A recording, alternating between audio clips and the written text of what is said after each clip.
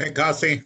Hey, Chetan. Good morning. Good morning. So where are you now? Are you back home or you're still? Yes, I'm back home. Let me turn my video on. Oh, okay, sure. So how are you doing, Chetan? Oh, I'm doing very well. That's good. You're looking good. Oh, that is good to hear. So how about you? Did you have a good trip? Hey, Gopal. Hi, good morning. Good morning. How are you? We can't see you, Gopal. Yeah, I think I'll take a look at what the issue is. Okay, no problem. The video. Hello. Hey, Prakash. Hi. Hi, Prakash. Good to Can you see me? No, we Not can't yet. see you yet. Okay, yeah. Yes, see. Can you guys see me? No, not yet, Kasi. Oh. Yeah, we can. Now you can see me, right? Yeah, I can see Prakash and Yeah. Gopal and Gopal Hey, is Prakash. Gopal. Hi, Gopal. Hi, What a how you beautiful doing? background behind you. The New Zealand. That is what is behind you. I was going to ask you. I see all the snowy mountain and all that. So, okay, cool, So, how's it there? good. It is summer here, Prakash. So we are at least in Atlanta. So we are seeing heat, a little bit of humidity and heat, but otherwise it is beautiful. I like summer personally. So, you know, Okay. hey Kasi, we can now see you. All right. I changed my setting. There was some problem with my setting. Oh, Hey, no problem. Kasi, how are you doing? Hi, everybody. Chetan, we have two weather here, rain and no rain. So now in the rain period. Oh, okay. Good to see. Yeah. Hi, Usha. Hey, Hi, Usha. how are you? I'm good. Nice to see you. All well? All well? Yeah, Strong? thank you. Thank you. Yes. Good. Hello.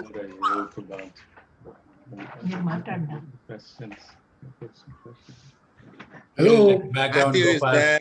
Ajmal is there. That's Hi, very good. Hi Ajmal. Chetan. Hi Hi, Kasi. Ajmal. Hi Prakash. Good. Hello Gopal. Hi, Ajmal. Ajmal. How are you doing? Hi, Ajmal, Matthew. I'm still uncertain. Are you in Doha or in Chennai? In Doha only still. Good. Hi, Matthew. You'll be getting the permanent resident status soon, I think. Yeah. More than that, he's got to start paying taxes. What happened?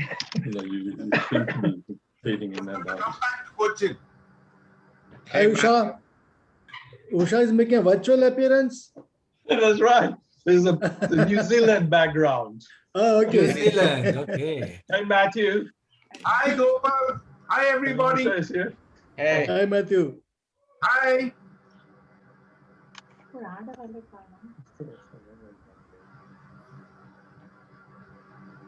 So who all are not joining?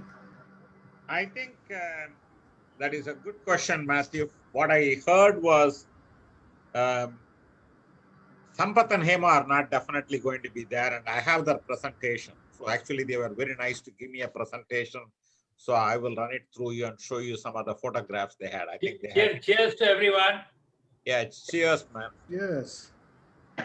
And then Murthy and Chitra are in Boston and they will join, but he was not sure when exactly they will join. And Kumaresan just sent an email that he may be joining late. Balu is also not sure. So the only person I am waiting for right now is SankarNarayanan.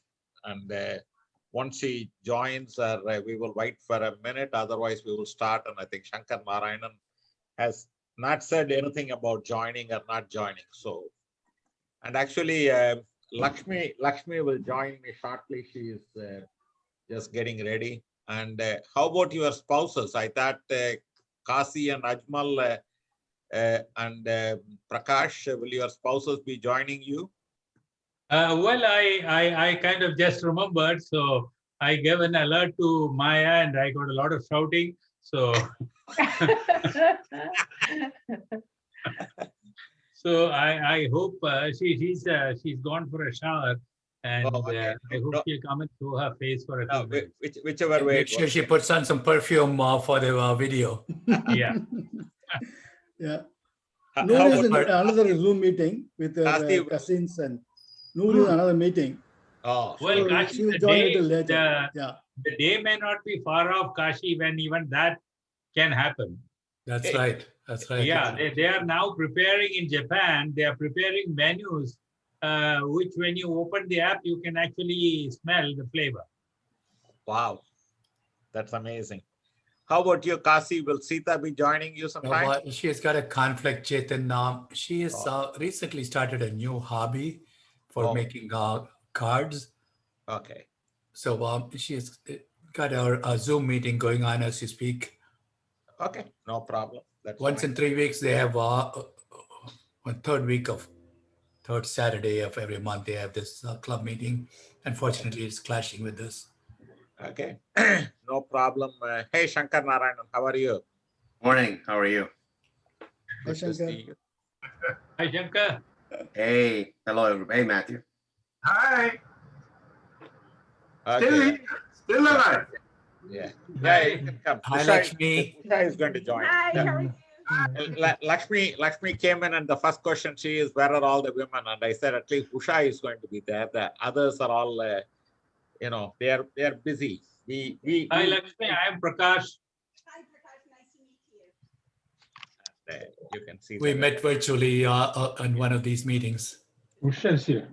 When I think. Usha is here. I don't know. Okay. Kind of a virtual image. Yeah, that is Usha. You can see. Usha is really there, or she is there in New Zealand? I don't know. I'm a You know, ghost. I think what happened is because of this background filter, if she's not in the They are same going to talk about this. I am, she keeps, I want to give him disappear. room, He's got Yeah, his big chair. I think we got to be in the same plane, I think she was sitting a little bit back. And so she keeps, fading in and out. Okay, I think we will start. The rest may join as we go along, and we will figure it out. Today's topic is places and countries around the world and your impressions. I think my idea is, at least I want to learn about other countries. I mean, I might be able to go to many of them. I don't think I will ever go, but all of us as a group have gone to many countries. So, it's kind of share about your perspective on the country. And basically, I said around 8 minutes per person, couple, with question and answers and everything. So after a person or a couple talk, then, we ask questions to them because each country is different. Then we move to the next person. And Prakash, will you be able to keep track of the time? Yes, my timer is a little away from me because it is running on charge. So I hope I'll be able to reach out and start it and stop it. Okay, no problem. But I'm hoping 8 minutes, and we don't have all the people, so it might be easy today. It may not be that difficult. So we will start. In my mind, we will start from some place, and we will start from the eastern part of the world. I think so. Gopal and Usha are going to start with New Zealand and give us an idea about their impressions. Yeah, Shankar, just keep the order once more. You had sent it on the phone, but if you have it, just. I have it. The order was Gopal and Usha first, then Kasi about Japan, then Prakash, you are about Taiwan, then SankarNarayanan is about Ukraine, then Matthew is about Tanzania, then I will have Sampath and Hema's presentation on South Africa and Botswana. Then we have Balu about Nigeria, if he comes. I'm not sure whether he's going to join. Kumaresan and Vidya, they want to talk about Germany. Then Ajmal and Noor will talk about Italy. Murthy and Chitra will talk about Spain, and I will finish. Lakshmi and I will talk about Chile and Mexico, and then we finish. That's the order. And again, I want to hear about Ukraine, so Shankar can be given a little extra time, which from others. I want to hear about Ukraine from him. Sure, but again, the thing is, we may change the order a little bit if somebody has to run and all that. We will just change the order, and this is just a tentative order in my mind. If somebody has to run someplace, just tell me and we can let you go earlier. No problem. So Gopal, how about Hey, you? hey, Chetan, I see a note from Murthy on WhatsApp saying he's joining as Rama Pucha. Please let him in. We thank you, man. We just let him in. We just let him in. My wife is she really knows Zoom better than me, so she is operating it. So she gets it. Good. Thank you. Hey, He has Murthy. video and audio at some point. Yeah. Okay, Murthy, go ahead, Gopal. Switch on your video. Okay. Okay. All right. Hey, good morning, everybody. And in case you're wondering what the background, screen background, Usha keeps disappearing. I know, I always keep disappearing. Don't you do that? It's a picture that I took while we were traveling on a train in New Zealand from Hamilton to Wellington. So and it's in the background, the snow-capped mountains and green pastures and lots of sheep. In New Zealand, there are more sheep than people. So anyway, we did this trip starting November 27th, 2018, and then we came back December 30th. It was about 34 days, and the New Zealand part of it, we did with 3 other couple in the Bay Area that are family friends. But prior to that, about 10 days, Usha and I spent some time in Australia, and then joined them at Sydney because it was a cruise from Sydney to Auckland. That's where our friends joined. So prior to getting on the cruise, Usha and I flew to Sydney, and then we did a side trip to Ayers Rock, Uluru, for significance to the Aboriginal tribes in Australia. And then we visited BK in Canberra, and then we Gopal? came to Sydney. Gopal, Yeah. if it is possible to remove your background, because I find the same problem. Whenever you put the background on, the video gets on and off. Yeah, I'll do that. If you can, please. Now that we have seen New Zealand, Yeah, we saw Not that. yet. I want to see Usha. Yeah, I was beginning to think that it was one of the screen. most visually amazing presentations I've ever seen. Thank you, Gopal. I'm looking for the setting. The settings seem disappeared somehow. Oh, the setting is disappearing. The problem is very serious. That's all right, Gopal. If it is. Anyway, Yeah, I'm okay. going to be starting this, Right, sharing anyway, screen sharing, because I Okay. have something to show. Sounds good. And so, Chetan, let me know when I can share the screen. And Okay. have you enabled sharing? I think you can share it immediately. I think Okay. Yeah, why I don't had- you let it run then? Okay. I had left it a share mode for everybody. Okay. All right. Okay. And Whiteboard. Is it whiteboard? no. Okay. Is it These are the shares. There's a green share screen button. This is the share. That was a Okay. share at the end. Share screen with an arrow pointing Is up. it? Are you seeing the pictures? Not yet. Okay.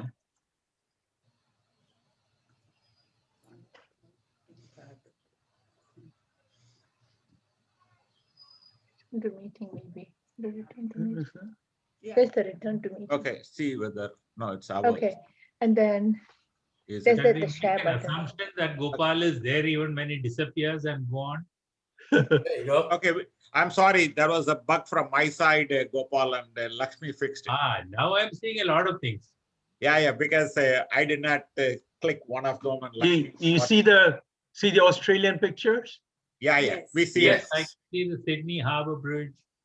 Right. Yeah. So we started there, and so these are the other ladies that joined us, and then so from Sydney, we went to Okay. It's a 12-day cruise, via Princess, and Sure. and so you can see these are some of the pictures on the Sydney harbor before we boarded the ship, and then the first stop was Hobart, it's an island off Australia.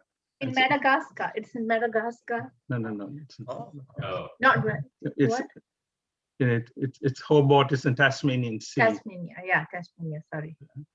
And so this was the pictures there, and then the cruise, went to Melbourne next, and then so these are some of the pictures from Melbourne, the cricket stadium and all that we visited, and the park, and then from Melbourne the cruise went to Harold Larwood. hello. I thought I saw Harold Larwood, the statue of. Yeah, one of the cricket Was that really players. called? One of the cricket player statues there. Oh.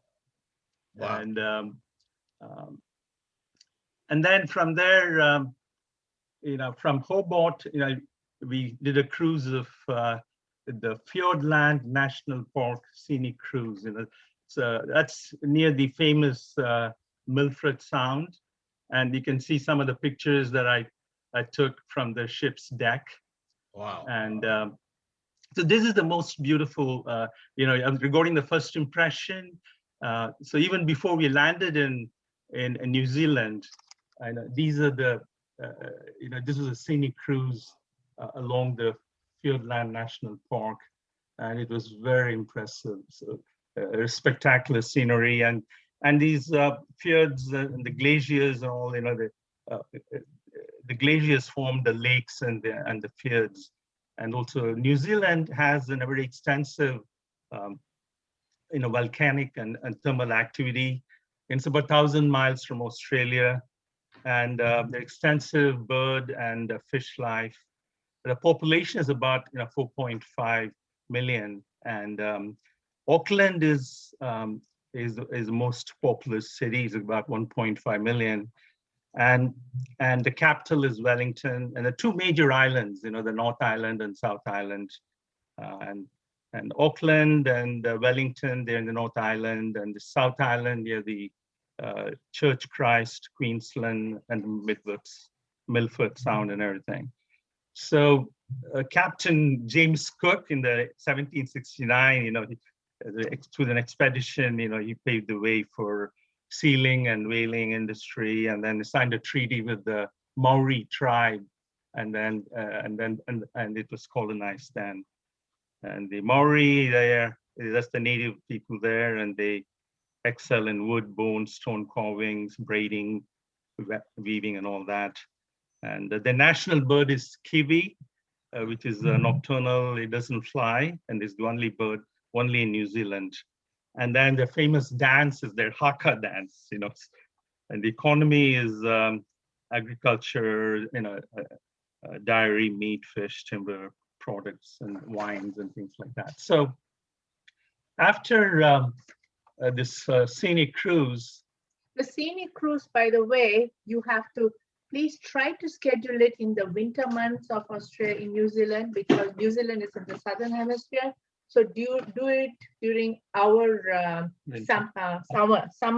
The reason being is that if you really want to see the foids, we went in the wrong season. We went in the December timeframe, which is actually their summer, and it's the wrong time to go, because apparently you don't always get to see all of this.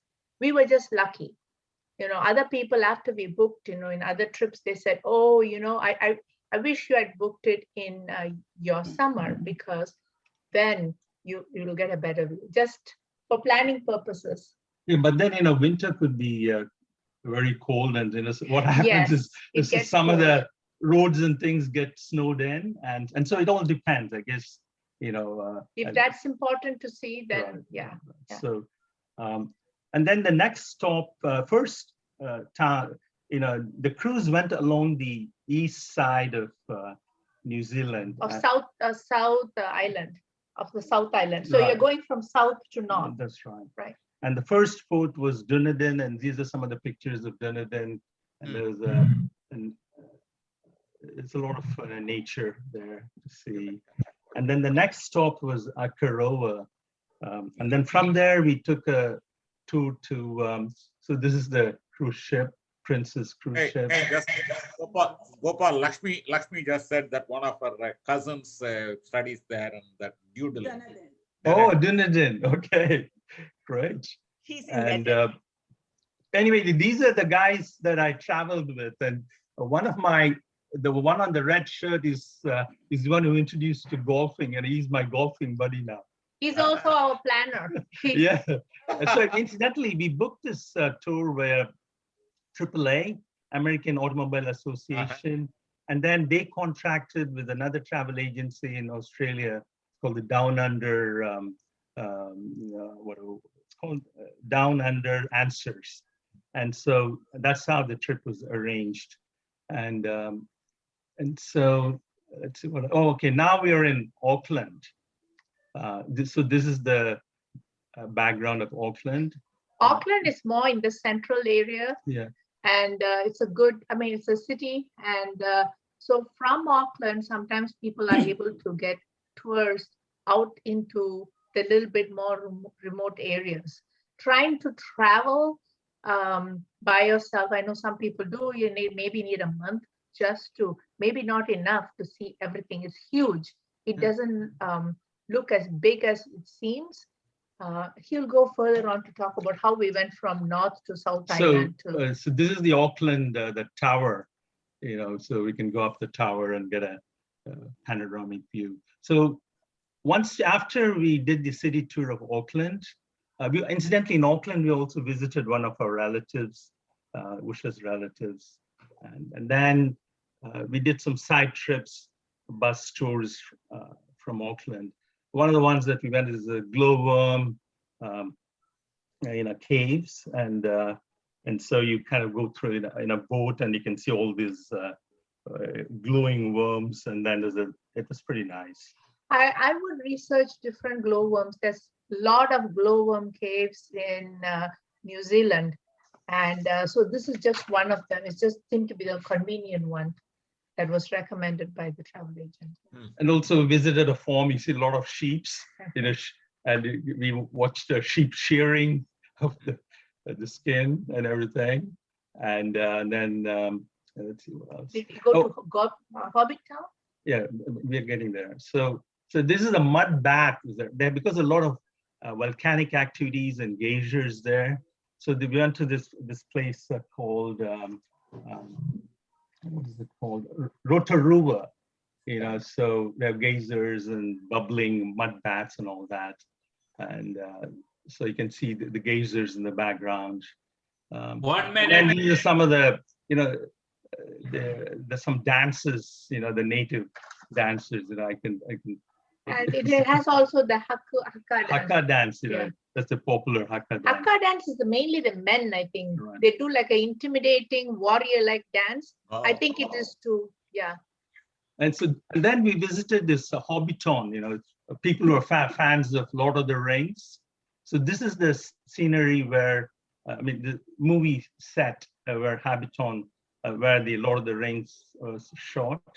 And so one of our friends, my golf buddy, you know, he's a big fan of Lord of the Rings, and so we enjoyed it. You know, it's a pretty nice place, very beautiful and scenic. And then we went on a train ride from Hamilton to Wellington, which is the capital. So these are some of the pictures I took, you know, from the train. You can see, you know, beautiful lakes and all that. Time. I'd like to yield 3 minutes of my time to Gopal, please. May I? What happened to Gopal? May I yield 3 minutes of my time to Gopal? Gopal has disappeared. Yeah, Gopal suddenly disappeared. I don't know what happened to him. You told him time, so he left. Shankar, my timing has gone haywire. So Gopal might have exceeded his time, but that doesn't really matter because somebody, No, but Gopal, thing is Gopal that is also not there. I think he stopped sharing his screen, and somehow he got out of the Zoom He might itself. come back. We don't know. Why Yeah, don't we? he will re-enter. I think he has to log back in, because I think when he was trying to stop the sharing, I think he just, instead of stopping sharing, I think he just got out of Zoom. So he will re-enter. And in order to proceed further, I think we will wait for Gopal. When he comes back, we will give him a chance.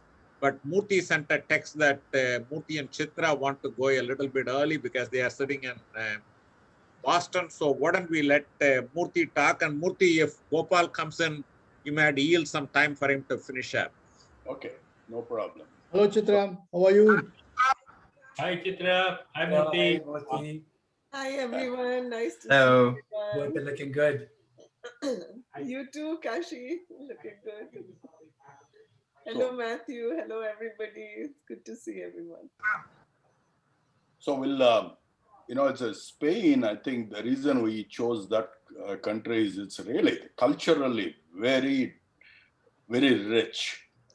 History-wise also, it's a lot.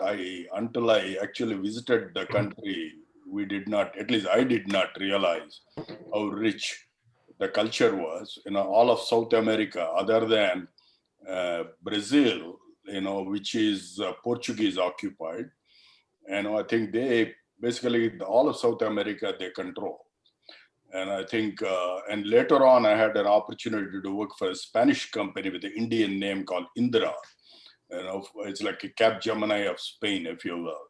Very technologically very advanced. So anyway, the reason I'll just give a quick summary of what we did. We took several trips, always using Paris as either a starting point or ending point, because Chitra had a classmate there. So this trip, we went to Portugal. From there, we flew to Barcelona.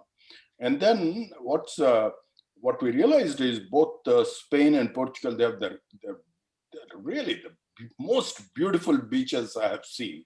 We've been to Australia, we've been to New Zealand, but this is like southern Europe, vast beaches, long beaches.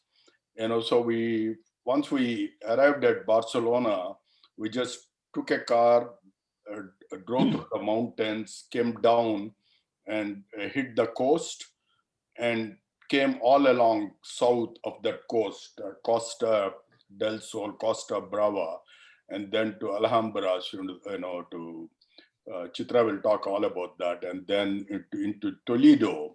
It puts our Toledo into shame. It's beautiful, and we stayed there in Paradors, and then went to Madrid. Madrid really looked like, oh my God, we are back into this city culture.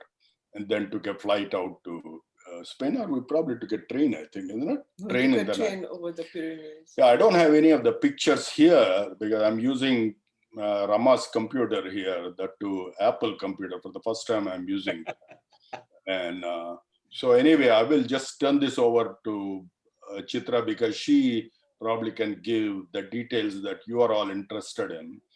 And as soon as Chetan said we're going to talk about these, various cities, I said that I'm the wrong person. I'll tell you about which company in Spain did what on what technology, but this kind of stuff is lots of museums, a lot of churches, very beautiful. Absolutely. The one thing you will notice is the southern France beaches versus the Spain beaches.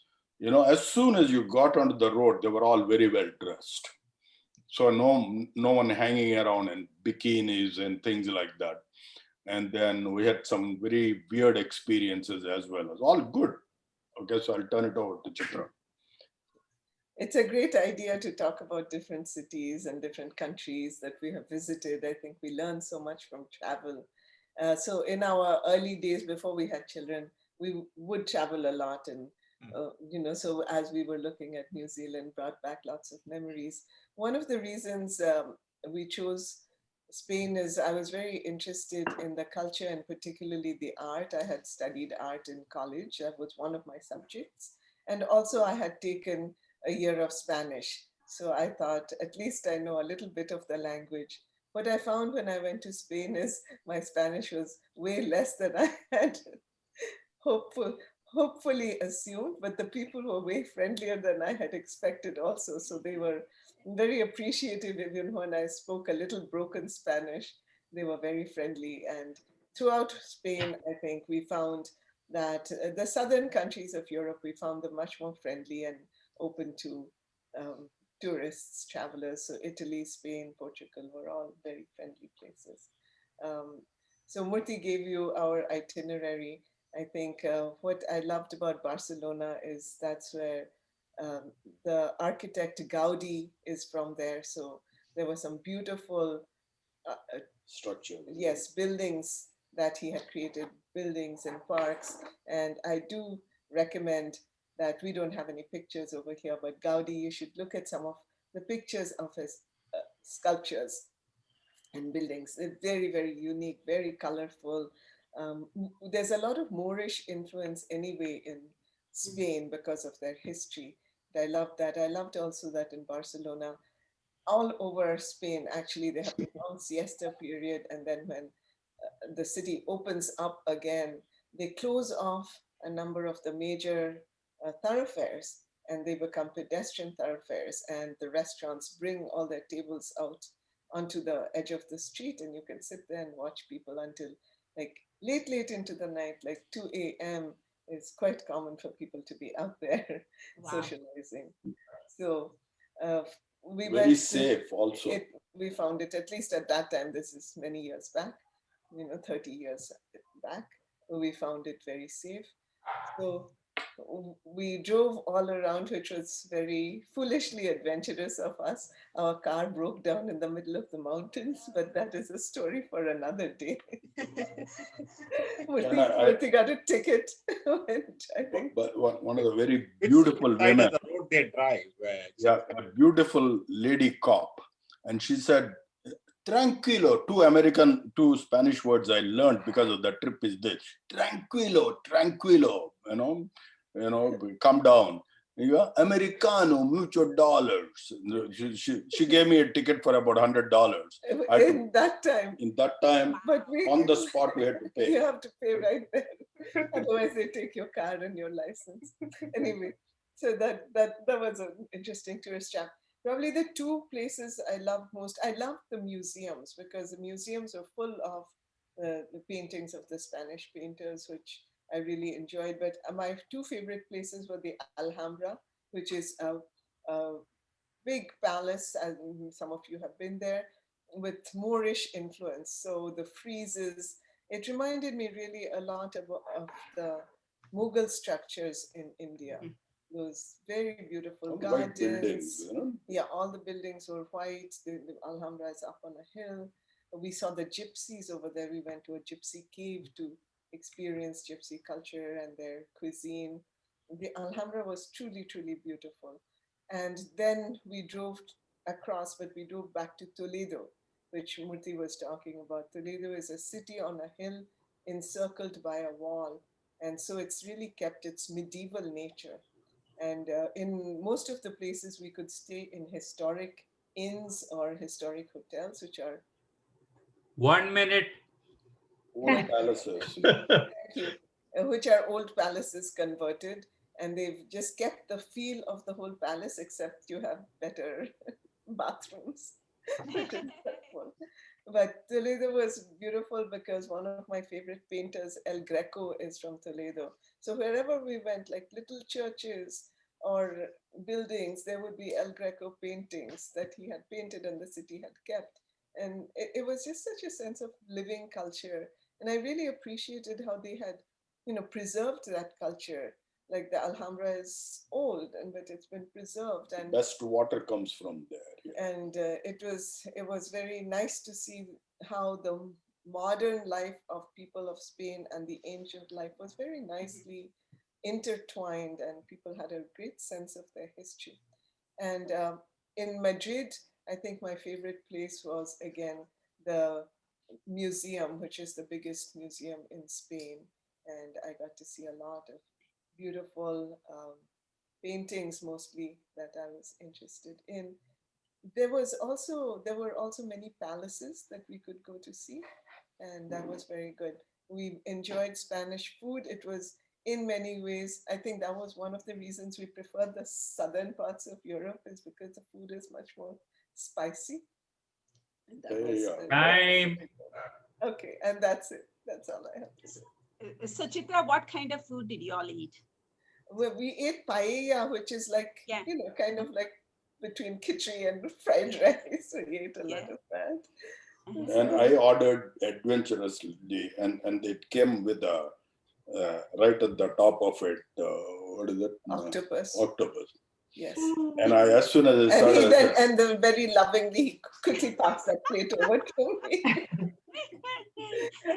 My thing was, if I didn't know that word on the menu, I wouldn't order it until I asked what it was. Many gypsies there. Just like Italy, except here they're safer. In Italy, only 2 places in my life I got mugged. Both were in Milan and Rome. On my Italian trip. But this is here, it's very safe.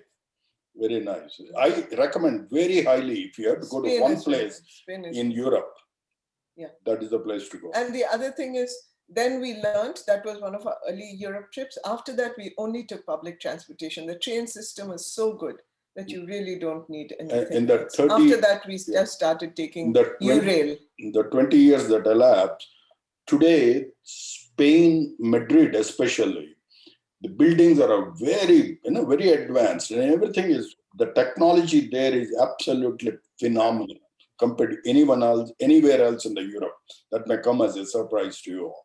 You must go, if you can, go to.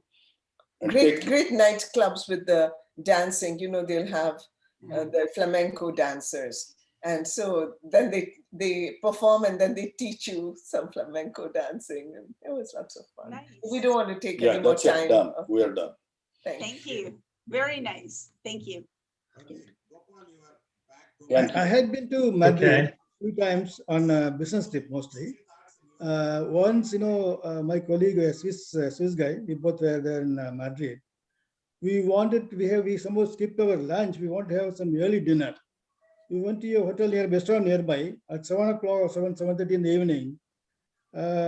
Want to eat something? He said, no, dinner opens at 9 o'clock in the evening, not before that. That's the earliest they can serve dinner in Madrid. They're all busy with their siesta in the afternoon, and then I think the siesta gets over only, lunch break gets only over to 5 o'clock or so. After, the night is long for them. Dinner not before 9 p.m. earliest. Yes, we found that very interesting. And then they'll stay up till 1 o'clock, 2 o'clock, just socializing on the roads. Yeah, interesting culture. Thank you. That's the only country in Western Europe, Spain and Portugal, that I have never visited.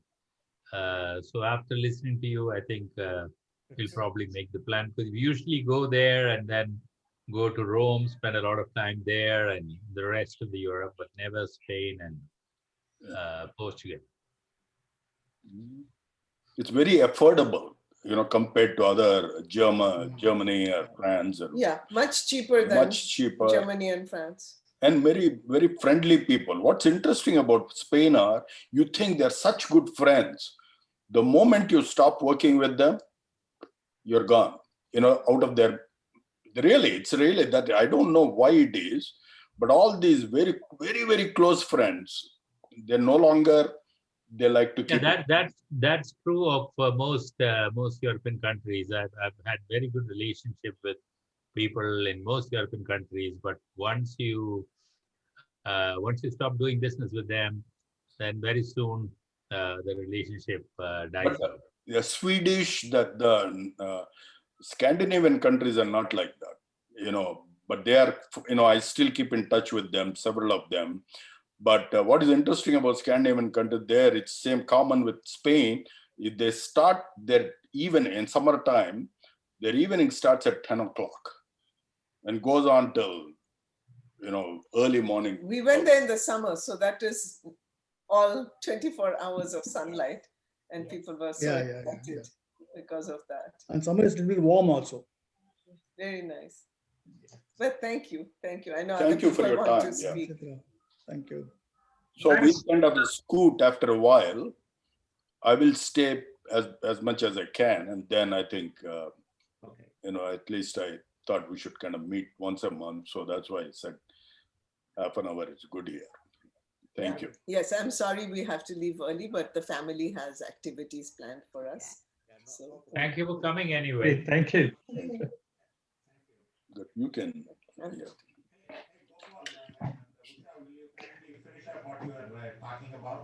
Hey, Chetan, we can't hear you. So you're muted. No, I'm not muted. Okay. You can hear me even now? And then now I can. So sorry, Usha and I are back. My computer went into lockdown mode and recovered back. And so Prakash, I just have a few more items. How many minutes I have? You ran out of your time. The rest is up to the moderator. I gave you more time because there was a lot of interruptions. So you had a minute extra. Anyway, I'll finish it up quickly. So, so we're talking about Hobbiton and all the geysers and all that. From there, we took a train to Wellington, which is the capital of New Zealand. And there, one interesting thing was the Tea Poppy Museum. Then there was a cable car ride. And then from Wellington, we took a flight to Queensland, which is the most beautiful place. And then from there, we rented a van there for 8 people. And then we did some driving. We had the van for about 5 days. And then we did a side trip to the Milford Sound. Again, we took a small boat to cruise along the fjords and all that. That was, spectacular. I mean, like a jet, right? No, the jet was one of them. Right. So we also did a river, jet boat. That was interesting also. So, regarding, I already talked about my first trip. And then from Queensland, we flew back to Auckland and then flew back to. So we went, the cruise ship was from south to north along the coast. And then the land tour, we went from Auckland to Queensland, which is in the south. So we went from the North Island, tracing down to the South Island. We didn't actually cover everything because if you really wanted to, you could. But you're going to say that the roads are pretty not very good. Yeah, the roads were narrow, and especially, the difficult part of it was, driving a 7-8-seater van through the narrow, winding roads, in Queensland. But we managed.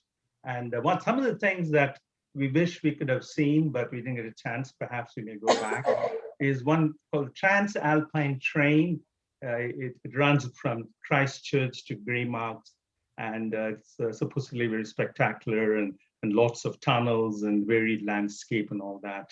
And also the winter glaciers, we didn't get to see. Yeah, it's good if we could have budgeted into it because it's a big ticket item. But then since we're traveling with our friends, we have yeah. different interests. So we couldn't cover that. Right. And but the train ride from Hamilton all the way down to, where is it, Wellington? To Wellington. Yeah, that was, Wellington is still like towards the tip of the North Island. Am I right? Yeah. Yeah. So from Hamilton, that ride was so good. And just taking train rides in there, there's some couple of major ones, just beautiful. Yeah. So, I would highly recommend, in spite of the long flight, because the nature is still, for the most part, unspoiled. It's very pristine. Yeah. The air was wonderful. No problems with asthma, no problems with lung issues. I didn't even know I had lung issues then, but the air felt so crisp and so beautiful, so wonderful. It's like a Mother Nature in its early years, that's how beautiful it felt, and everything untouched. And I think that's why the coronavirus couldn't survive over there and they could eradicate it quickly. And a lot of distance between people also. Yeah, because it's less populated. Yeah. People are friendly and they seem to also, they blend well and they honor their the Kiwi culture. And so overall, it We was think to honor the Kiwi culture. I think so. There's some There's tension less there. conflict, in terms of. So one of the Maori guys we spoke to, right? Yeah. He was kind of like, he couldn't because he was part of the organization, but we could sense, and I think reading back, there is some issues with the Maoris, and just like the there's always Aborigines some in issues, Australia. right? And they've embraced the haka dance as their national dance. You can, I guess, in all the sports events, you'll see they open it up with a haka dance. And so I think they seem to. They're trying. to Trying. do that. Yeah. And so I highly recommend, and it's a great place to go. And It'll so, be completely focus. different from anything you've seen. Oh. Yeah, Australia too, but Australia is more populated and more it's more westernized, at least the places we went. Very So good. any questions? Yes, Gopal, you didn't talk about the Prime Minister of New Zealand and the tea you had with them. Say that again, Kasi? Didn't you have high tea with the Prime Minister of No. I'm kidding. At that time, I didn't know who the Prime Minister was. Only Oh my God. lately, Yeah, otherwise should have invited him. No, very, very cool. Yes. Good. Thank you. Thank you so much. Okay, you're welcome. Thank you. Hey, Kasi, now it is your turn to talk about Japan. Sure. Before that, I want to take just 2 minutes to digress and talk about my most recent trip around the eastern part of America. Sure. This ties in with what Chitra and Murthy were talking about, the Spanish influence. Spain is known for so many things, but they were one of the greatest of explorers. And a lot of the influence that we see in America, we associate with the Dutch and the British, but the contribution that the Spanish influence made is very, very significant. They were bigger than the British. So in the last 10 days, we were through various parts of the American historic sites around the DC area, through Washington, DC, through Virginia, West Virginia, Pennsylvania, Gettysburg, Williamsburg, Fredericksburg, Philadelphia, so many other amazing places. And for your interest, Gopal, we use a company called Globus. I would highly recommend them. They had organized it so well. And because we were one of the first ones to take this tour after the pandemic, we had amazing reception from all the hotels. They were all waiting for a large group like us. We were 28 of us to land on them, and we had royal treatment.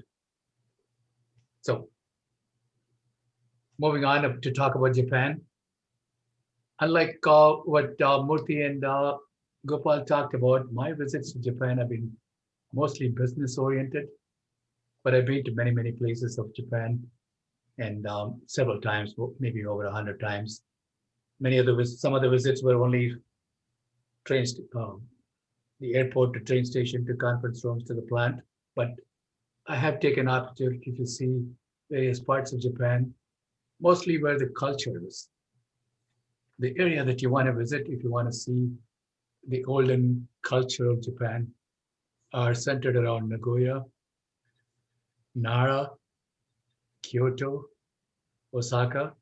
This is the hub. This is where the old culture. Kyoto was the capital of Japan for a long time before it was moved to Tokyo.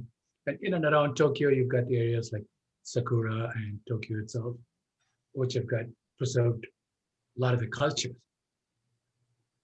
I think it's common knowledge about the Shinto temples and the Buddhist temples and the pagodas and the palaces that are immaculately maintained.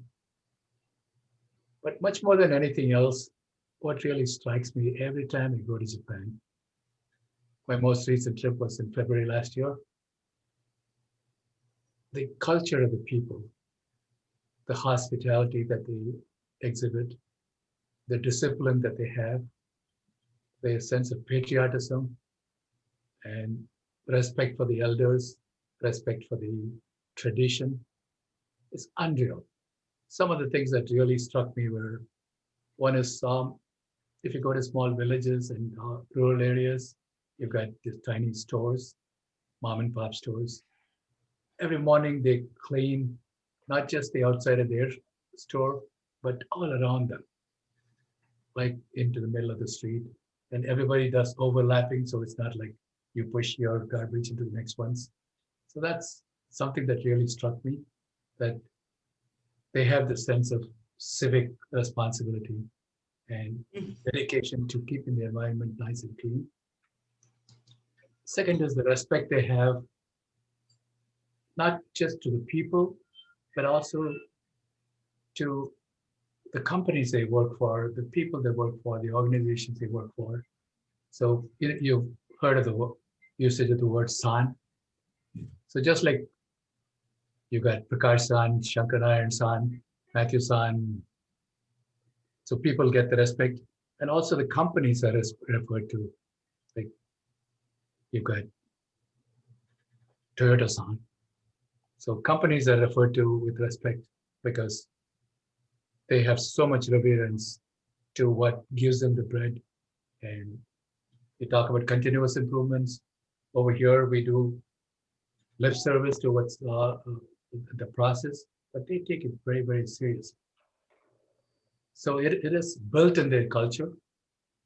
And again, as an example to this is in the Shinkansen trains, which is world famous, obviously, for their punctuality and the way they, like high speed, how well they move around with no shakes, where there are conductors that come in to check your tickets.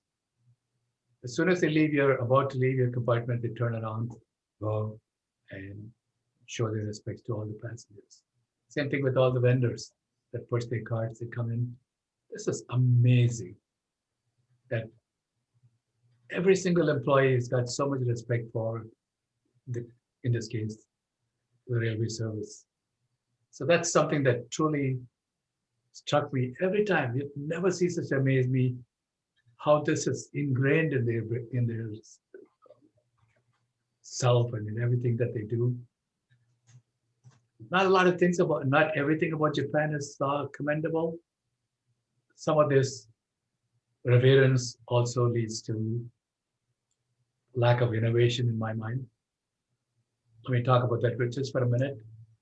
I was dealing with a Japanese company in Kyoto, and I'd given them some assignment. I said, do this trial and make 20 parts one way and 20 more parts another way, 20 more parts the third way, and so on and so forth. They tried the first one, first part failed, the second part failed, the second part failed. They went on and on and on and on. I had told them 20 pieces. So rather than stopping at the end of the first or second and saying, hey, this is not going to work, let's move on. They went and did exactly what I asked them to do. So this kind of sticking to the regimental approach takes away some of the innovative thinking.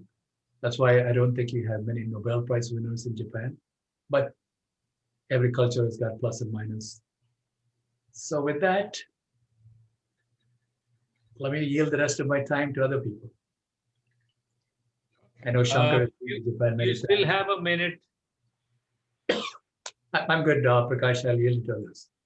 Okay, and I have a question. Kashi, I want to join in with my visit to Ryohoku, which is hot water spring up there. Mitsubishi had a plant nearby, so I was taken there in order to avoid showing me around the main plant and asking inconvenient questions. So I was taken to Ryohoku to show a smaller plant. And then we went to the hot springs.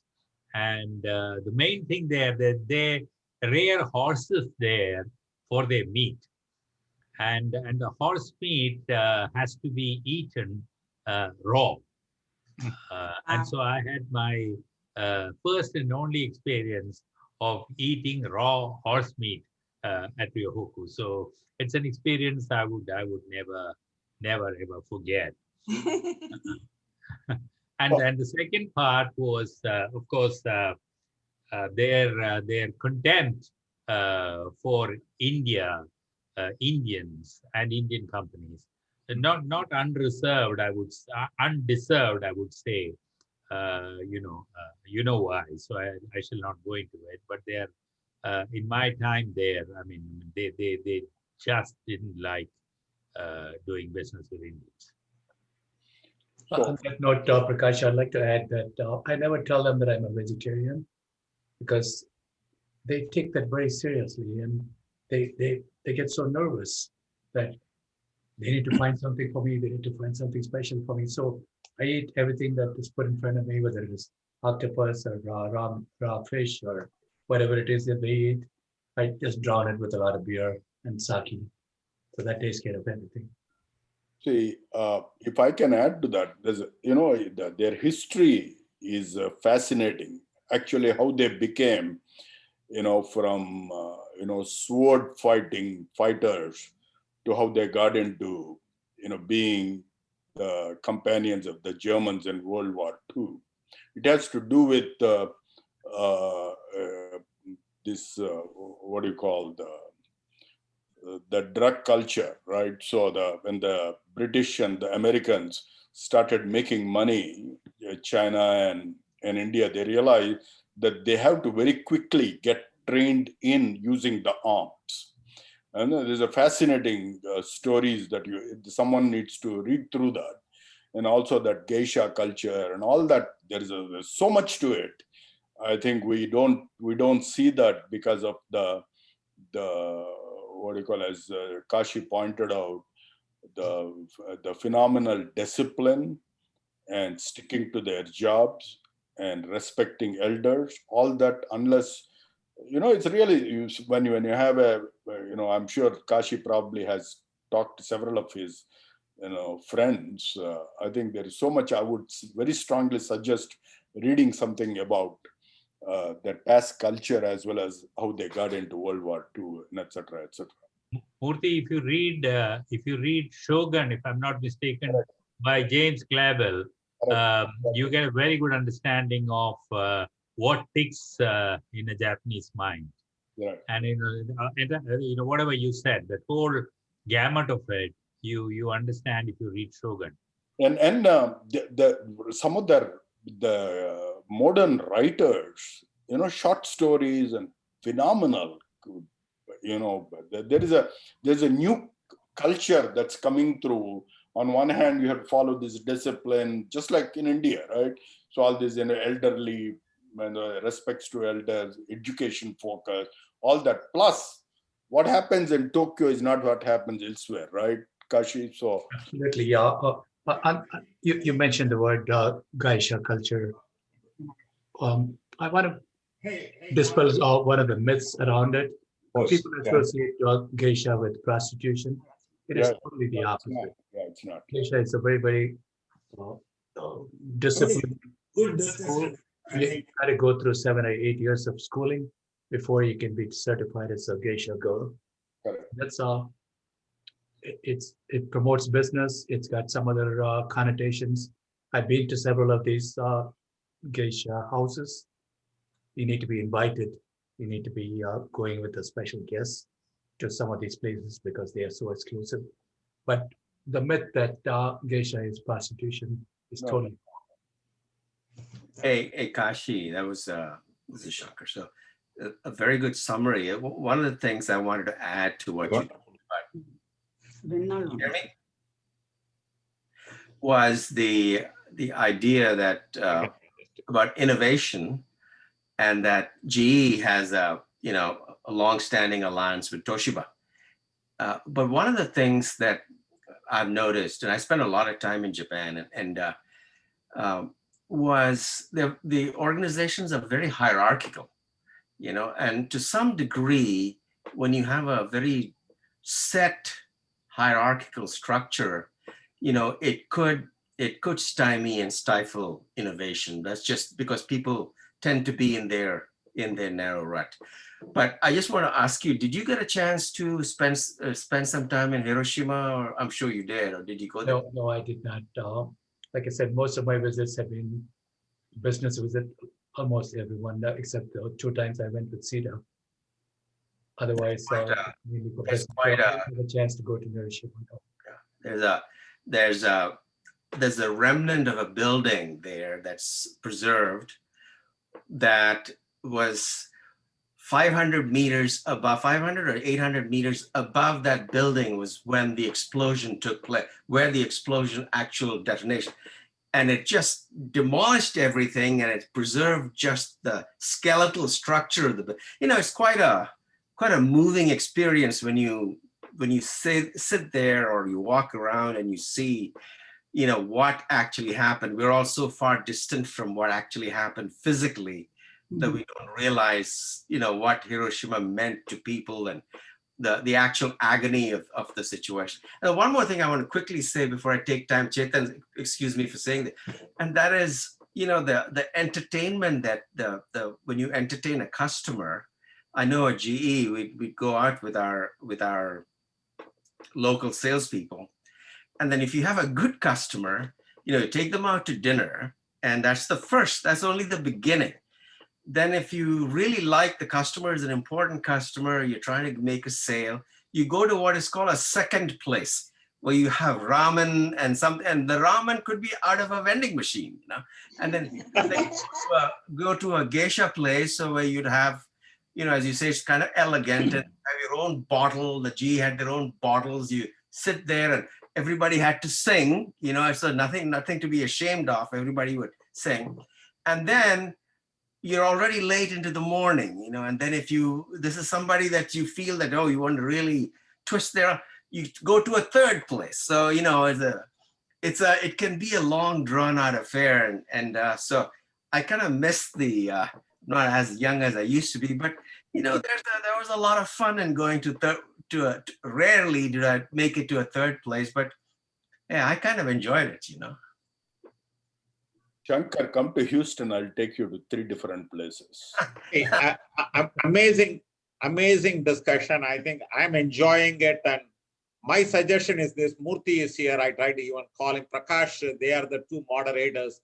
My feeling is, let us do one more country and stop for the day, and then continue next month on the same, because otherwise I think we are having a big feast, guys. I can't digest all the food.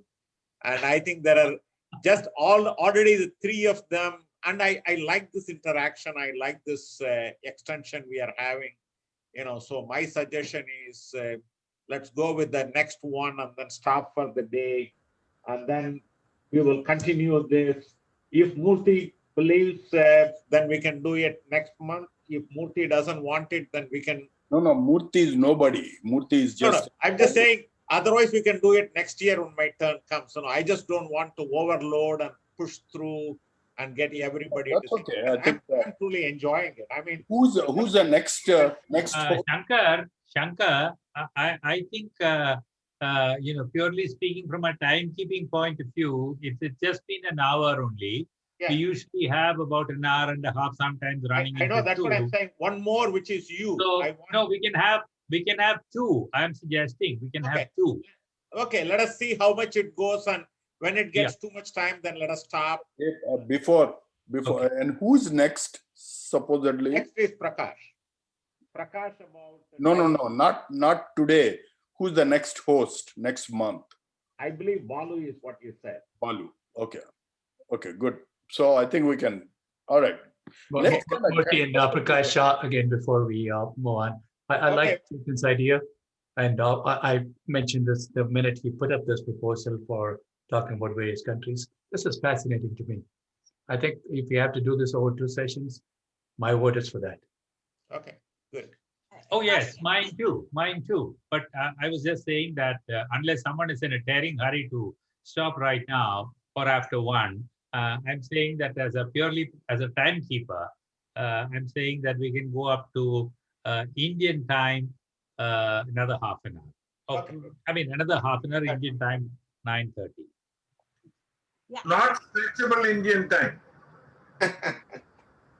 Matthew, you're still awake. I'm still awake. What do you think? I have a question. You join. Okay. So without further waste time. Prakash, Hi, Prakash, wait. everybody. Good evening. Good Prakash, morning. just wait. So nice to see you, Noor. Lakshmi has a question for Kashi. Nothing. This is Shankar and Lakshmi. Okay, can I, hey, Kashi. Hi, Noor. Hi, how are you? Hello, Noor. How are you? You're looking All good. fine. Hello, Noor. How is Maya? Where is she? Taking bath. Oh, she's already gone to sleep. Oh, she finished bath. She gets up at 5 in the morning and does all the work at home. So she's dead beat by 7. Hey That's guys, what tell him. Tell her. There's no help. Yeah. Kashi, Hey, I have a question. So do you think the reason why, like you were giving an example of the Japanese, they would like the first 2 attempts, they didn't get it right, but they would continue to do this over and over again just because you had asked them to do it. Is it because they are such strong rule followers? Is that the reason why they did that? You're absolutely right. They take this discipline to the highest degree. You told them, you're the customer, you told them make 20 samples. So I will do that. So they don't think, they don't use their logic at times. But Shankar also mentioned this, the whole organization is hierarchical. So they have so much respect for the system and their discipline and the expectations that they don't want to deviate. You know, if I had asked my American worker to do the same, he would have said, are you dumb? Are you foolish to ask me to make 20 pieces? So look at the first piece, look at the second piece, look at the third piece. Do you want me to make 20 pieces and waste my time and your time? You know, they don't talk back like that to you. Yeah. So because the one thing that struck me, what Murthy talked about was I read a book where the Japanese, just before the World War II, Japanese, or during that time, Japanese invasion of North China and the occupation of North China. And there are a lot of people who were totally against it. They didn't want to do it. However, they did it because their king told them to do it. It was the arrogance of the king that they followed through with what many of them didn't want to do. So the involvement in the World War II and all the conflict between Japan and China, all of that, I mean, it is, that novel was like captured it beautifully. I can't remember the name of the novel, but it was really a very well-written book. So anyway, whatever you all talked about, it just struck me. Thank you. Very nice presentation. Good point. okay, Prakash, now it is your turn. Noor, thank you. Yeah. I'm going to talk about Taiwan, as you know, but just before I do that, I mean, since what Lakshmi said, a little bit of what one other aspect of Japan I'll be touching upon in my presentation. I mean, it was just coming in my presentation as a matter of course, not because somebody raised it over here. With that, I'll start my clock. I'm talking about Taiwan. Taiwan is one of my favorite countries. That is, before my German stint, Taipei was the city I spent most time after Delhi.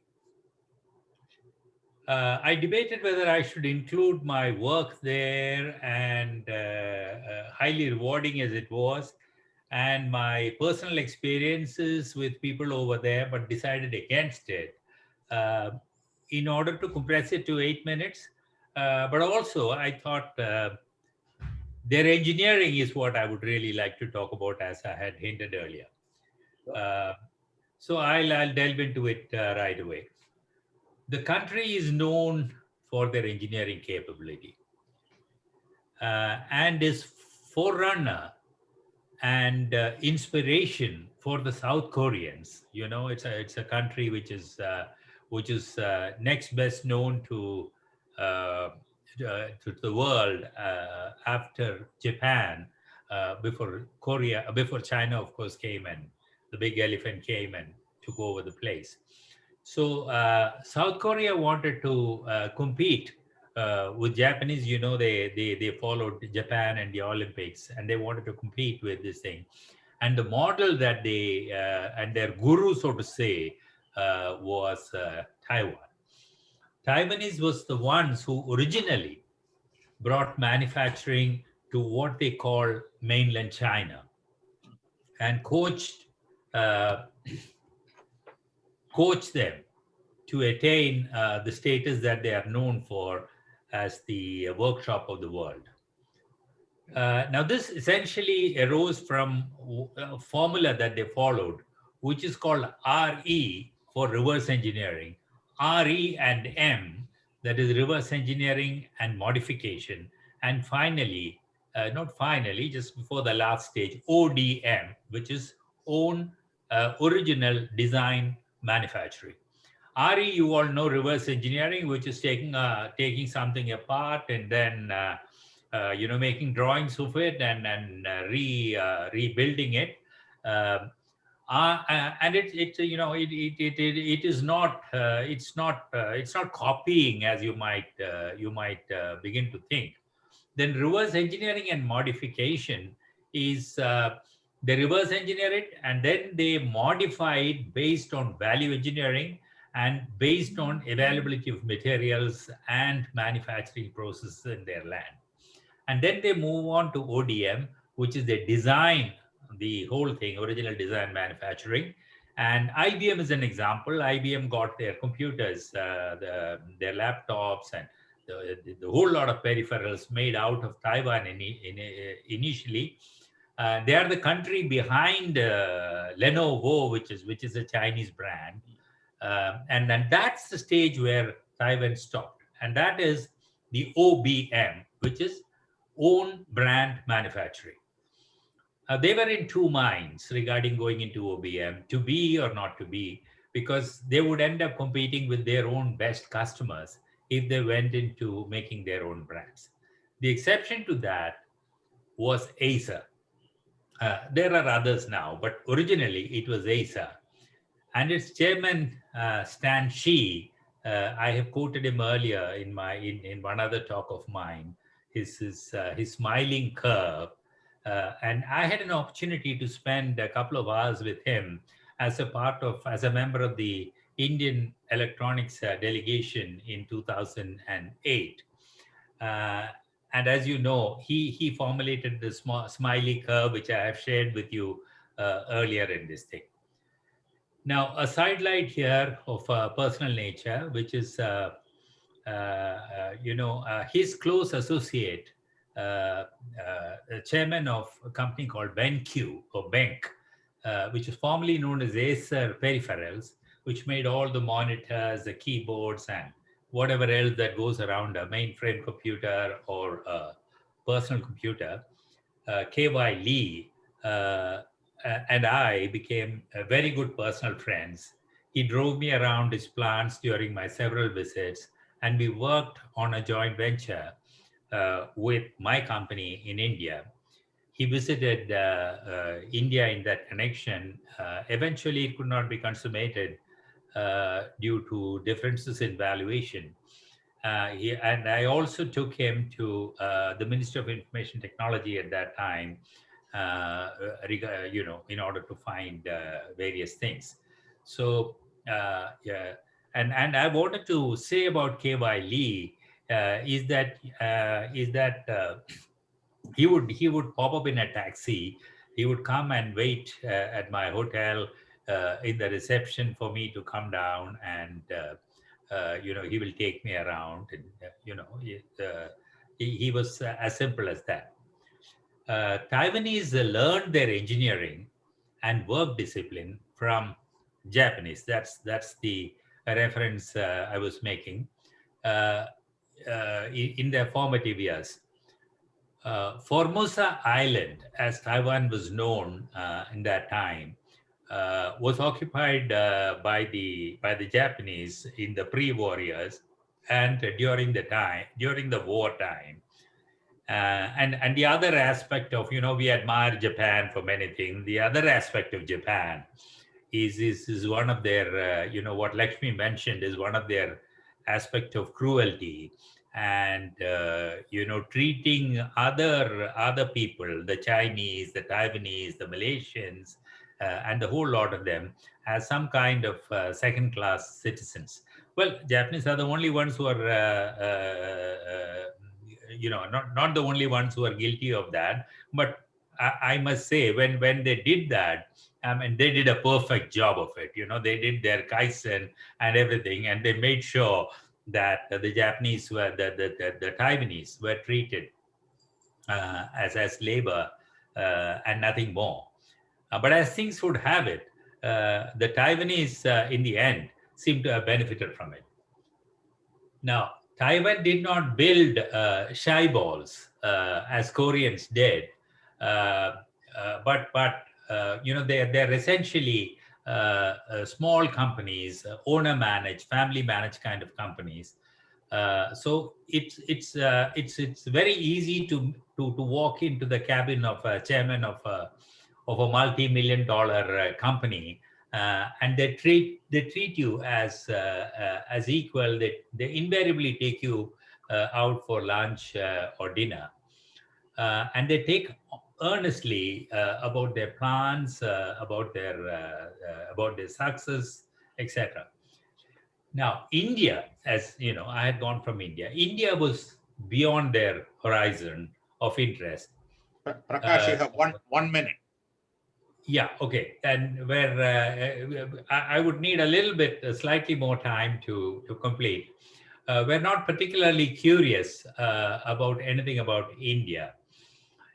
They are people who truly say what they do and do what they say, which incidentally is the motto of ISO 9000. And they are truly engineering country as a country of engineers by mindset. Even every one of them, even the taxi driver that you meet. Taiwan's electronic trade fair, by the way, is one of the unmissables in the Asian circuit on the build up to the eventual show in Las Vegas. A little bit about the history and politics, without which you will not be able to completely understand their engineering mindset. You don't say Taiwan while you are there, unless you want to appear insensitive or an ignoramus. You say ROC, which stands for Republic of China, the other being the mainland China. Chunghwa is the proper name for both sides of the Taiwan Strait. Before Chiang Kai-shek took refuge there with his troops and followers running away from Communist Mao, Prakash, time is Japanese over. occupied the second largest island of the world, as I had already explained, and it was martial law all the way. The totalitarian regime of Chiang Kai-shek, ever fearing invasion from mainland China, was nothing strange to Taiwanese, and they actually thrived in that situation to make what they are thereafter. The spirits of the Chinese, that is who they are really, not Taiwanese, to rebuild their nation to the original glory of the Chinese empire and find their way back to the mainland, establish themselves there, is the dream that drives them on. The hope has almost faded, and they are reconciled to the eventual reunion with China on the terms of mainland China, with whatever little they can salvage. In the 60s, by the way, our connection with India voted to replace ROC with PRC, which is the People's Republic of China in the Security Council. You know all of that. And since then, we have not had diplomatic relations with them. On the economics front, American government and their mega corporations can take credit for the way they helped Taiwan to become an economic power and continue to stand by them whenever Chinese threaten them with firing missiles into the Taiwan Strait and other forms of saber rattling. They are now 6th in the world in foreign exchange reserves with $541 billion, and hasn't grown in the last decade as rapidly as China and India has done. India, incidentally, is 4th now with $600 billion. My visit, the last visit was during 2008, during which we negotiated a design for hybrid electric motor and all that. So I conclude my talk on those magnificent engineers in the land, in the island of excellence. No one wants to touch diplomatically for fear of their larger neighbor. Not in diplomatic relations with the rest of the world due to the one China policy. They go on plowing a lone furrow. Thank you. Excellent. Make a comment? Very good, Prakash. Nice one, Prakash. Can I make a comment on that? Yeah, go ahead. I used to work for a Taiwanese guy who, like me, worked at GE, and then we were working in the nuclear area. Taipei, is a beautiful, they're so good in, talking about engineering, about their work with Taiwan has one of the largest nuclear plants. And I don't now remember whether it's boiling water reactors or PWRs, but we used to have a lot of interactions with them, with EPRI research. And to Prakash's point, there's a lot of support. There was no resistance from the US government if you wanted to help Taiwan. Now, likewise, they have taken over also the semiconductor industry. Today, EMC. Both South Korea, see, it's like there's a competition between South Korea and Taiwan. And while all this is going on quietly, there is so much of investment coming from both Taiwan and Hong Kong, right? So into Western United States. Even in Houston now, my 3 sides of my house owned by 3 Chinese. Now they claim they are Chinese, but originally they were identified as they are from ROC, Taiwan. So these developments are, from my viewpoint, very interesting. And also talking about the interaction and the technology side, my 2 brothers, one Ramachandra, who's at IBM, obviously IBM refused to let him go because he has a lot of patents today. He'll be coming after a few minutes. My other brother dealt with both Taiwan as well as China. He's also here. And if these guys are they're unwilling, I will ask them if they can come and say hello. No special time or anything like that. Kashi saw them when they were, what is that, about 5 or 6 years, in the 5 years and 6 years old. Right. Yeah. They are now, I think, like very fascinating. Today he was kind of right off the bat. I was sitting at the back having coffee. Chitra walks in. I said, Chitra, we'll have to get on that Zoom within 5 minutes. And he says, can you say good morning first? Just because she's your wife, where are your manners? She said, I said, okay.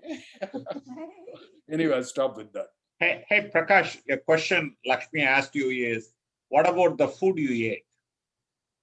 Oh, I have eaten everything. I didn't go into that aspect. It was my sheer pleasure going to the snake alley and eating everything, including tasting snake meat. The other thing is that my children were growing up at that time. So one of my stops was every time was Toys R Us, because I'd be working right up to about 8 o'clock. So after 8 o'clock, the only thing that is open is the snake alley and night markets and Toys R Us. So I used to head to Toys R Us, buy some toys, and then go to the snake alley and night market and buy whatever else I wanted there. I mean, you would get excellent stuff there at very affordable prices for an Indian. Very nice. Thank you. And by the way, thanks Shankar for your indulgence. My timer says I took 11 minutes and 45 seconds. No problem. Now, Shankar, do you want to talk about Ukraine and finish up today? What do you think about it? I leave it up to you. I'm happy to do it if you want. Okay, I think we have another 8 minutes left in the hour and a half. So why don't you talk about Ukraine, and if the rest of us agree, then we will stop with the learning about Ukraine today, and we will continue whenever the next opportunity for the others to talk about their experiences with the world. Shankar, I'm not timing you. Okay. All right. So thanks again. So the reason I wanted to talk about Ukraine was it was a visit long back. It was actually summer of 2011. But the reason I picked Ukraine, other than any other place, was primarily because my younger son, Peter, spent 2.5 years with the Peace Corps in Ukraine. He actually, it's an 18-month stint. He signed up for another year. And he spent that time teaching English to high school students in the very small town about 250 miles southwest of Kyiv, which is right in the central part of Ukraine. So, from Ukraine, physically speaking, just as a general introduction, then I'll talk about some of my experiences there. It's the second largest country in Europe after Russia. And you've got Russia to the northeast and east. You've got Belarus to the north. Then the places where we travel, you've got Poland, Hungary, and Slovakia to the west. And then you've got Romania and Moldova to the south. So it's landlocked, but obviously before 1991, it was part of the Federation, USSR. And then in 1991, they separated they gained independence from the places split up. Boris Yeltsin, who signed the independence agreement. That was December of 1991. So the reason again, so we actually took 14 days and we went to see Peter, my son. And we flew to Paris, spent a couple of days there. I was doing some work in Europe. And then from there, we took another plane, a flight, and I flew into Kyiv, the capital. And that was my first visit to an Eastern European country, so I really had no expectations, none whatsoever, other than the fact that we would get communication from Peter. By this time, he had spent a year there almost, and he was very fluent in Ukrainian. One of the things that the Peace Corps requires is you be fully immersed in the language when you get there, if you do not know that language already. And but he was good with languages, and then he had a choice of learning Russian or Ukrainian. But since he was on the western side of Ukraine, you've got the big river Dnieper that divides the country into east and west. And since he was focused on the western part of the country, Ukrainian is spoken. And so he focused on Ukrainian. He was very fluent in Ukraine, which was a godsend, because I don't think I could have navigated the country with just Ellen was there with me. We could have navigated it without the language. So we spent a couple of nights in Kyiv, and one of the things one of the guys we met was Peter's language trainer, who Peter was in his 20s, and this guy, he's a language teacher, was not much older than he was. He's probably about 29 or maybe 30, but I think it was in his late 20s. And one conversation that struck me when we went out to have dinner with him, we spent 2 nights there, was he's a young guy, he's just starting his life from a professional point of view. How concerned he was that Ukraine, of course, got independence in 1991 and became more and more toward capitalism, but he was just a generation away from 1991. He was 2011, so 20 years.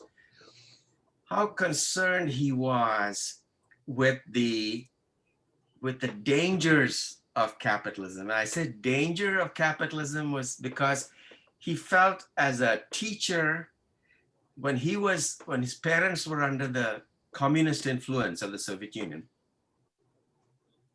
there was a safety net. They had jobs for life.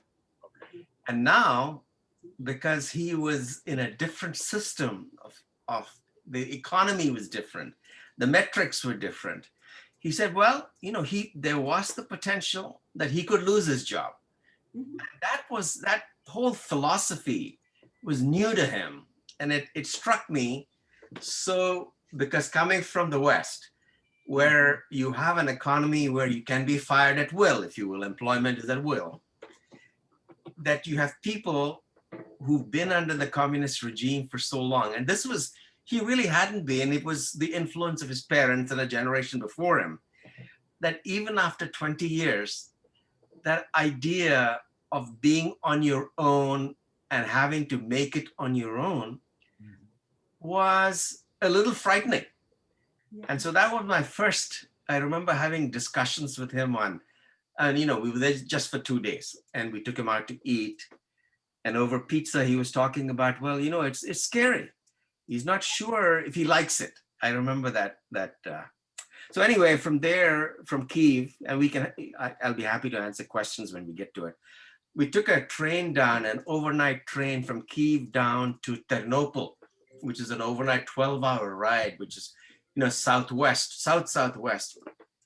And that was an experience, because the trains, if I looked at the trains, they were like the steam engine trains and carriages of India in the 50s, where I grew up. Old-timey trains. They had not upgraded. They had diesel engines was the locomotive, but you had the 3-tier and the 2-tier berths that we used to have. In the early 70s, I remember taking the Grand Trunk Express from Madras to Itarsi Junction and catching the Delhi-Calcutta Howrah Mail at Itarsi going to Allahabad. You'd get in there and you have 3 berths. Those were the kinds of trains. But the one thing that impressed me was, and we took lots of train rides there, was the trains were always on time. The equipment was old, but they were always on time. And another thing that was amazing to me was, usually when a train leaves the platform, either there's a whistle from a conductor, the station master, or the train will, have a whistle. But no train leaving the platform in Ukraine that I took ever gave prior warning, except that the time was set when it would leave. So you better be on the train. So that was an interesting experience that we had. So we then went to Ternopil. We took a bus to my son's apartment. And that, again, we got early in the morning. That was an experience. Old-timey bus, not as crowded as Indian buses with people on the roofs. And it made a stop before it got to the bus station, final bus stop, outside his apartment. Okay? And you have to remember that the Peace Corps employees you do it as for an experience, for the love of what you want to do, and you're young and you're very flexible and you've got the physical stamina. They're essentially slave labor. You don't get paid anything. You get paid a very, very minimal amount. I was looking at his apartment, and there were nice places in Zbaraj, but this was typical of the apartments that I saw there. Old, almost post-World War II, 2 or 3 story gray, drab-looking buildings, no whitewash on it, just sort of unkempt. And then I walked into his apartment. He had, 2.5 rooms. Part of one room was a kitchen. There was a gas line that went through the living room to the kitchen, an open gas line. And I was actually frightened, scared for him, because I always wondered when he was going to blow himself up turning on the gas. It was not very safe. Mm-hmm.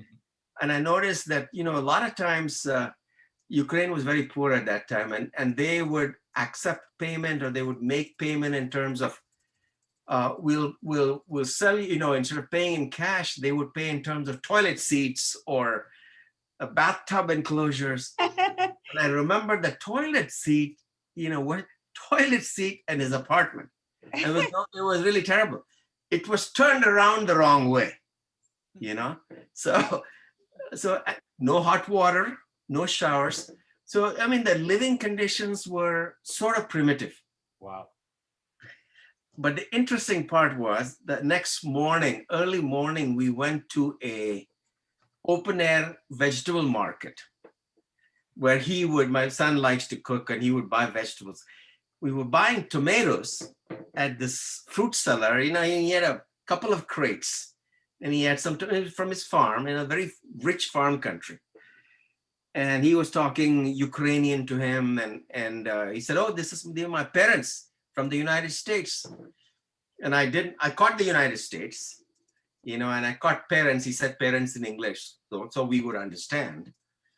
And the guy said, oh, yeah. And then, Chattanooga.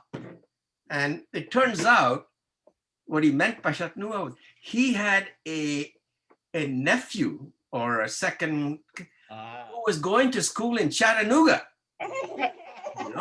And here we are from Atlanta. Chattanooga is 90 miles away. Yeah. And here we are in the tiny village of Zbaraj in southwest Ukraine.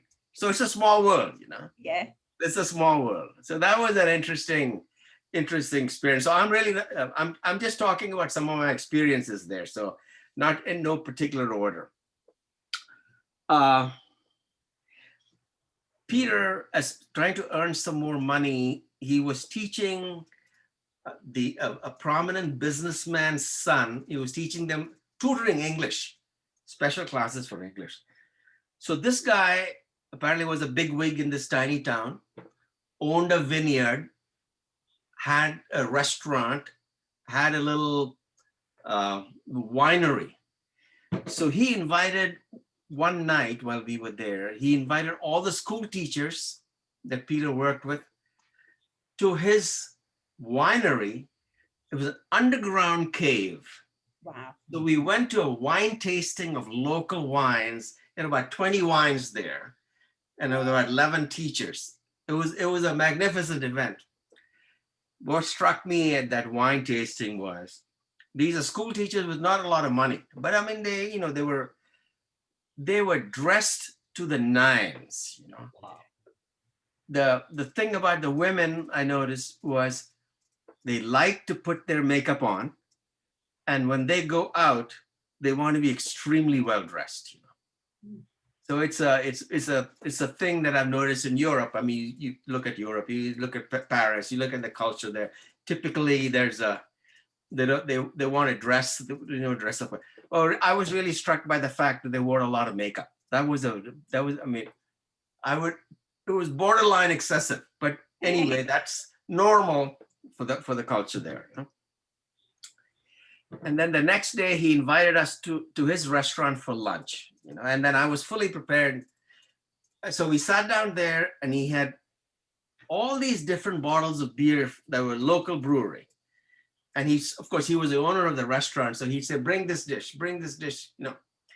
We ate a huge meal and I got ready to pay. Okay? And this is what he said, it was interesting. I don't know if you can see my screen. He said, no pay. This is from the heart. That was it. It really struck me, the degree of friendliness and the degree of hospitality. And we Indians, of course, we're known to be hospitable. You meet somebody on a plane from Delhi to Mumbai, his daughter's getting married, to say, you need to come to the wedding, But that's how I felt the same level. So it was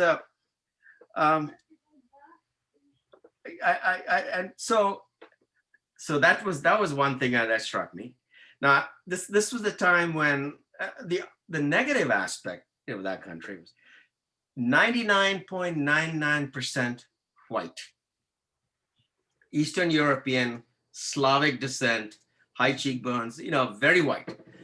And Peter, darker skin, one of the very few people there, even though he had a US passport. But the one thing he insisted on having, despite our comments, was we said, Peter, don't do this. But he insisted on having a ponytail. That was the age when he wanted to have a ponytail. So he always struck out like a sore thumb. Not only was he dark skinned, and there is a scattering of gypsies or Roma population in Eastern Europe, and they're sort of discriminated against, you know. Mhm.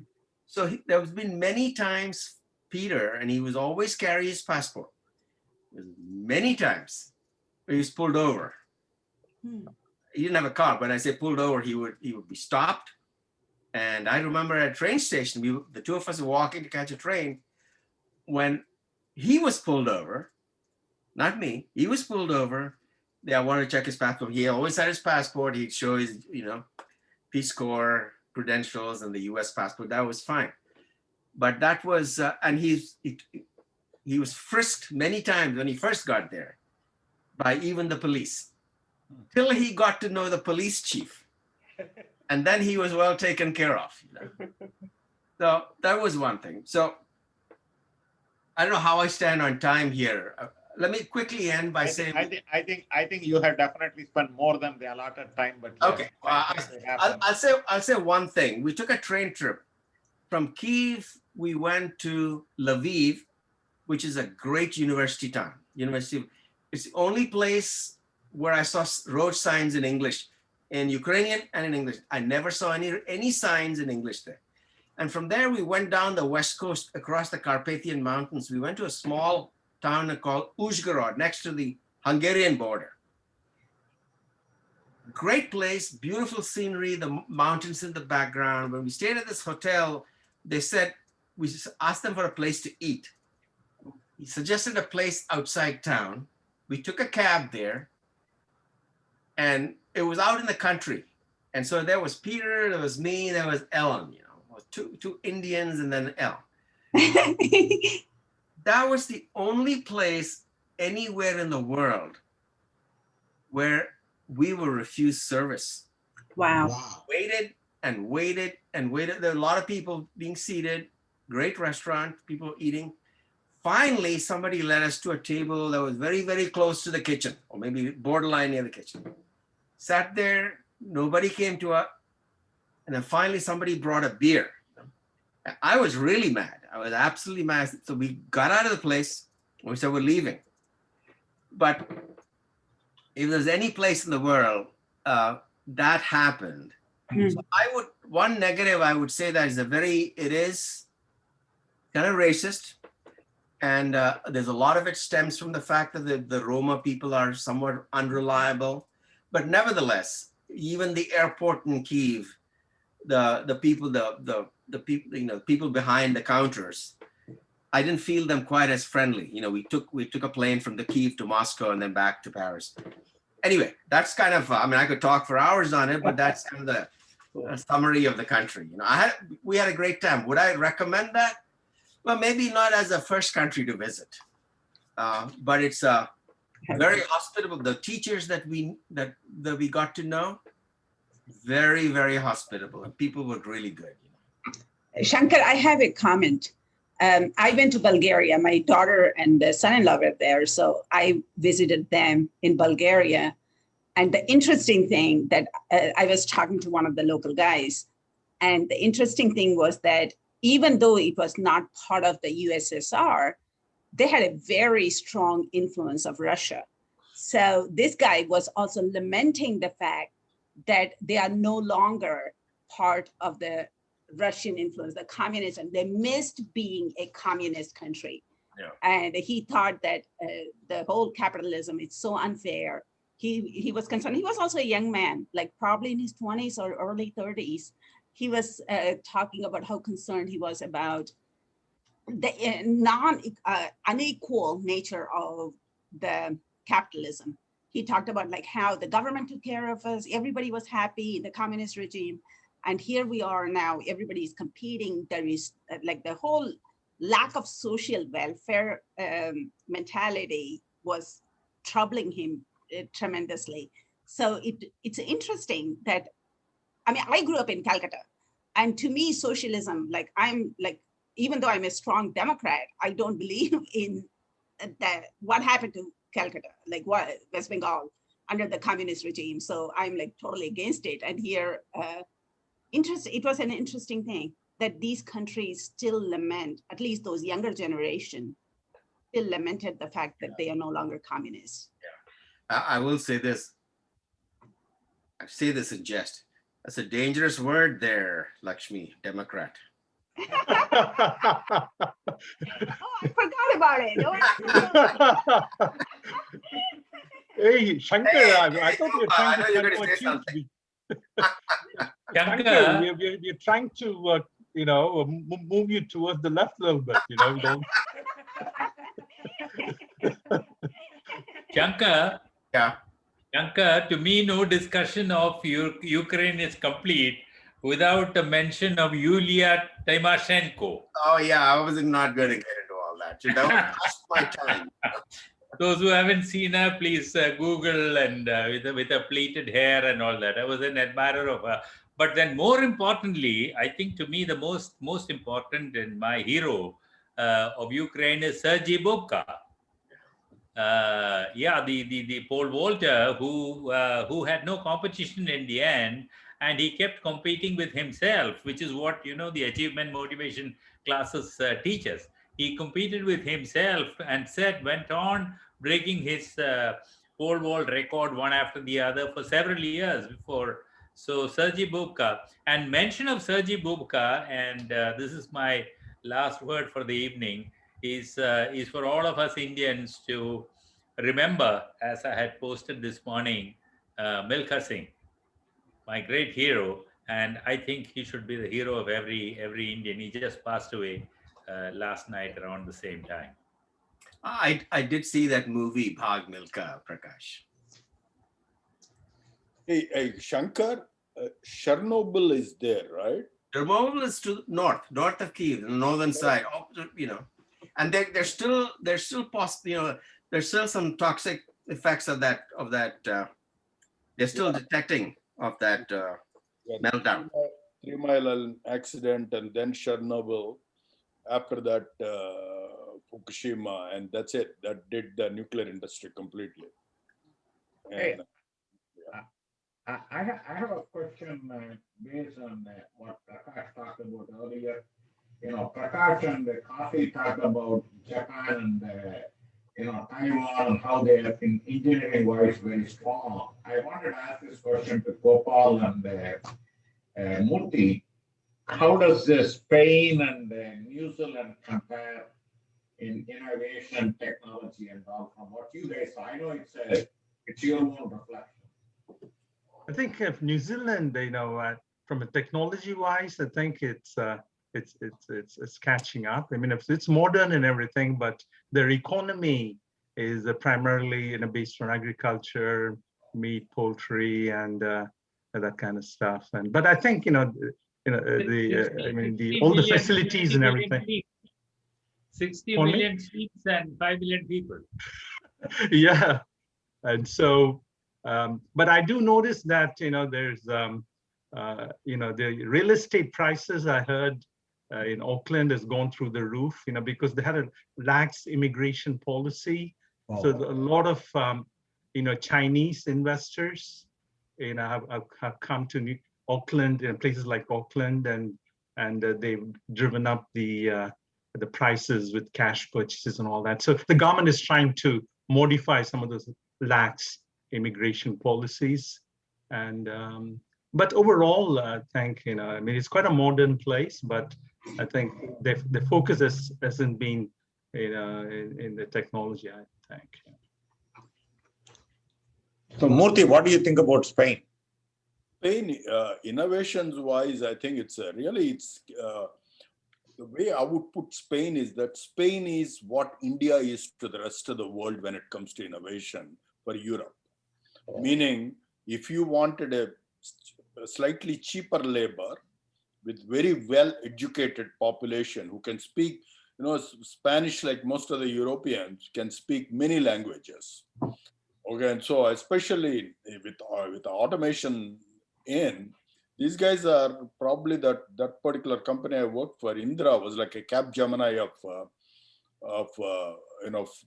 France and Accenture of USA.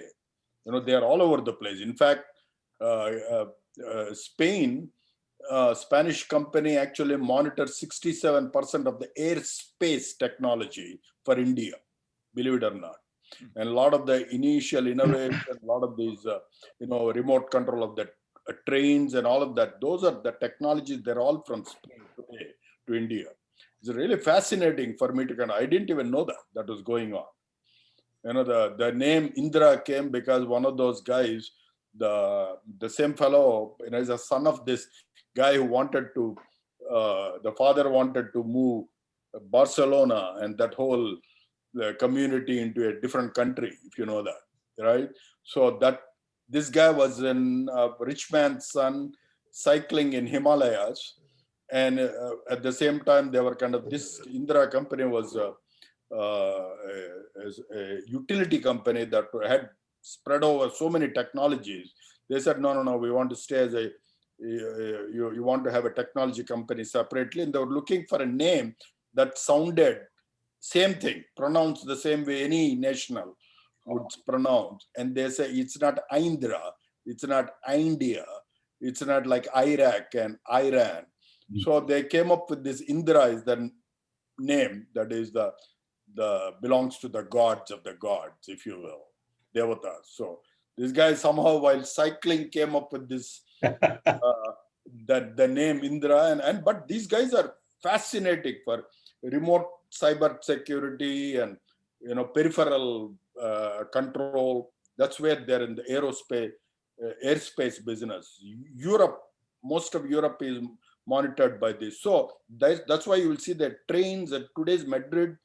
If you look at it, even the structure. So there's a good combination of art and technology coming together. So only place you will see that is in Madrid. Of course.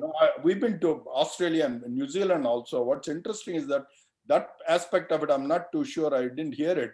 Did you talk about the New Zealand was very good in